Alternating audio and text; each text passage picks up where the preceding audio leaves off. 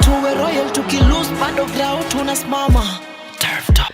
Hola everybody, it's a beautiful Sunday. It's sunny. Leo hakuna mvua, by the way.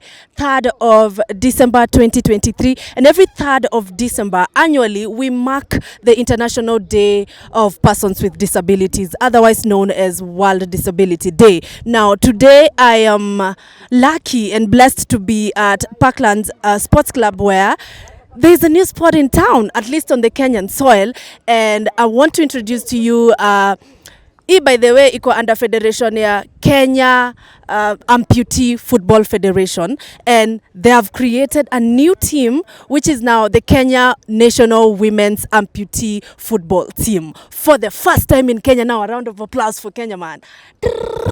Okay, I'm getting ahead of myself. Now let me tell you guys, these women super talented. Kuna wenye wamekuwa hapo before, like from 2017, and I'll pull mtu mmoja hapa mwenye ni captain wao anaitwa Elizabeth Ogonji, who's been with this team since 2017. Alafu there are other people wenye hata leo for the first time ndio wameshika crutches. So really, it's a small baby that we have to nurture and wean, and then pole pole the baby is gonna crawl, and finally the baby is gonna fly. But before we go into all those details, acha niite the captain Elizabeth Ogonji. Elizabeth, acha kuje. Eliza, come. Hi, how are you? Niko poa. Nataka useme jina yako. Kwa majina ni Elizabeth Atieno Ogonji. Ni mchezaji wa amputee football women. Pia niko kwa mchezo zingine, niko kwa badminton, para badminton, niko kwa para table tennis, niko kwa games mingi. Yeah. What does this day mean to you? Hii siku ya leo imekuwa mzuri kwetu sana sana pande ya wanawake, kwa sababu hatujai kuwa na amputee football ya women in Kenya. Kwa hivyo hii ndio mara ya kwanza, though tulianza hapo nyuma lakini haikuendelea. Lakini furaha yetu ni leo imelaunchiwa siku yetu ya disability. Yeah. What's the vision for the amputee football team? Hii amputee football team tunaona tukisonga mbele kwa vile sasa tumeanza. Yeah. Sasa tunataka Kenya mzima spread kwa Kenya mzima, ili tupate wachezaji wazuri wale wanaweza kucheza hata kama ni nje, kwa sababu kwa saa hii men wako na international players ambaye wanachezea nje, na tungependa pia ladies tuwe kwa hiyo standard yao. Yeah. Yeah. Alafu men wenu washa set presidents manze wamecheza hadi World Cup. So unaona tukifika World Cup? Naona tukifika. Hapo sababu ni imani ya wasichana, na wasichana unajua wakiamini kufanya kitu wanafanya zaidi ya men. Hivyo ndio naamini. Hata mimi naamini kwamba uko right. Acha tukuachilie urudi uende ufanye practice kidogo before they have a game actually that is about to begin. So of course I'm going to ask mtu mwingine swali and you have to go with me. And by Charity. Charity, introduce yourself. My name is Charity Kamau. Charity Kamau, tuambie how has the journey been? Well, it has not been as easy. Financial support and all that. We went down a bit, and then after that there came COVID, which paralyzed like the whole world. So we can say it has not been easy, but let me say that even for gold to be won, it passes through fire. So here we are today.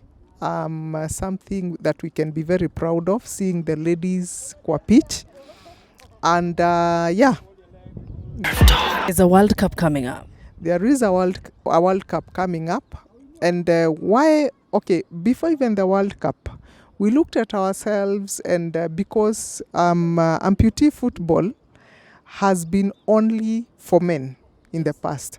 But we've come to realize that imejiunga in a number of countries, and especially in African countries, yeah?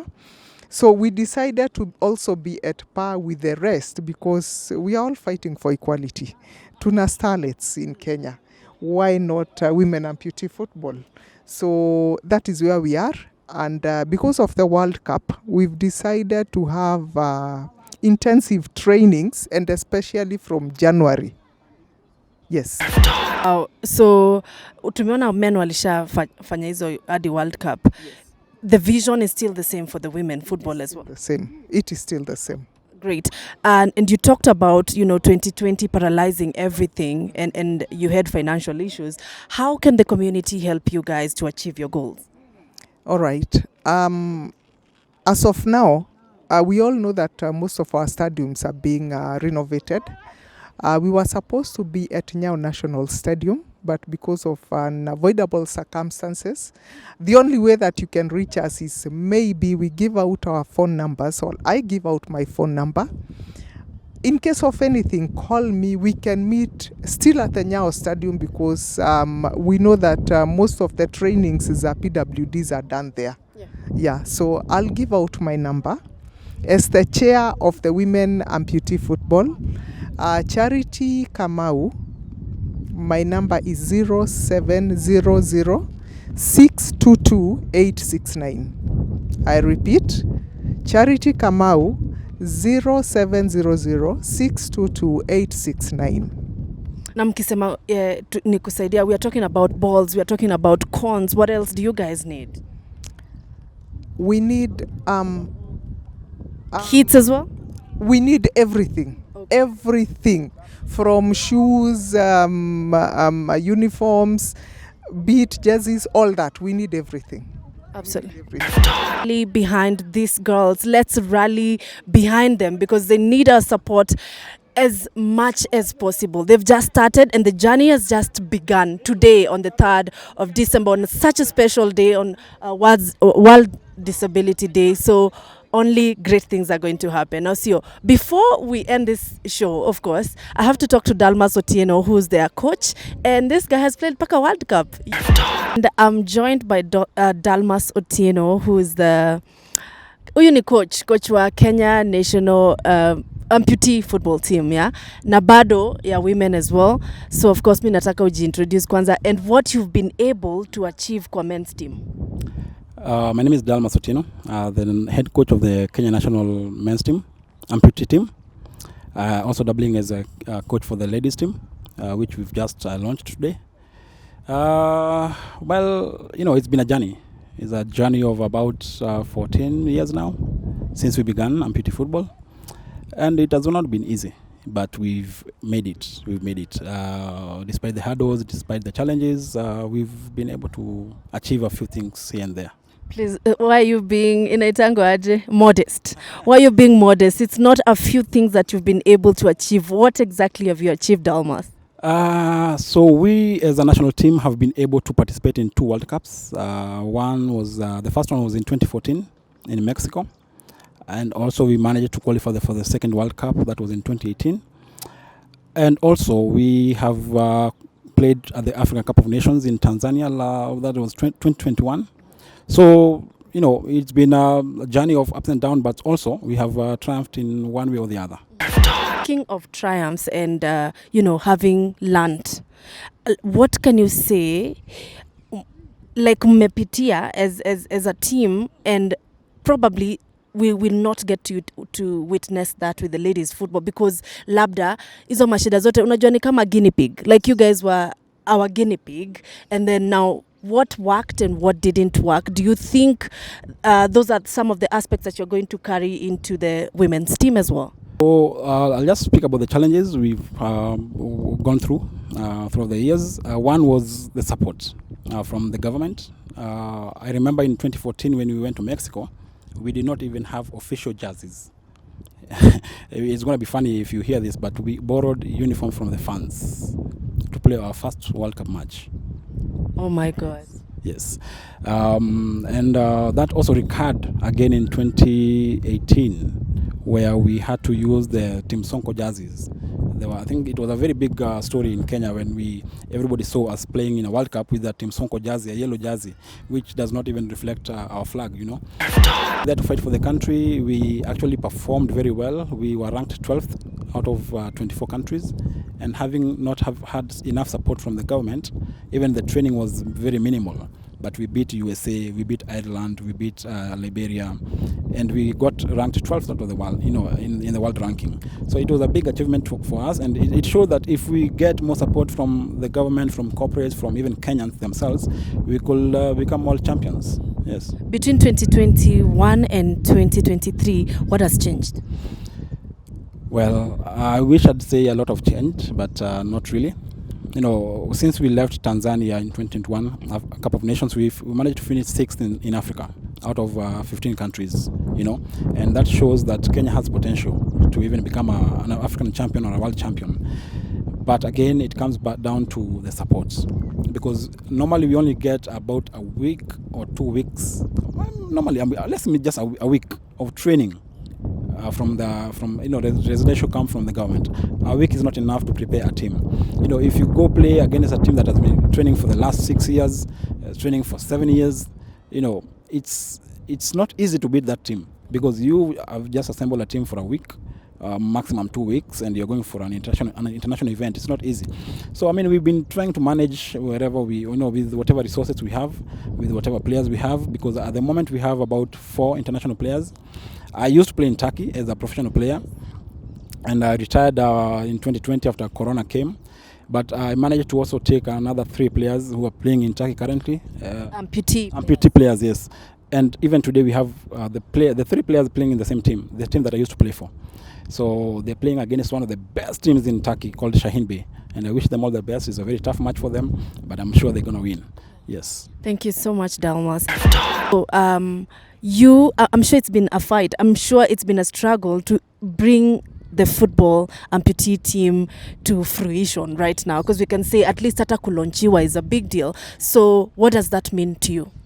It means a lot to me, because looking back where we started as the men team, it's been a long journey, and it's not been a very easy journey for us.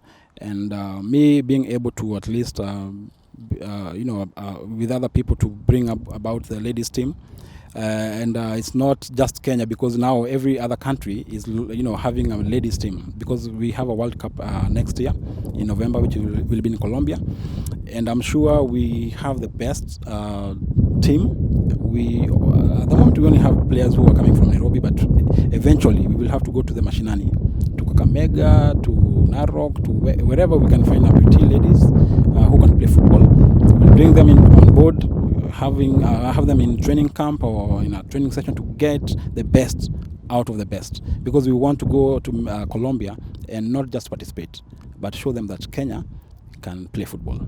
Yes. So do you have people and representatives in the county at the county level who are handpicking these talented players?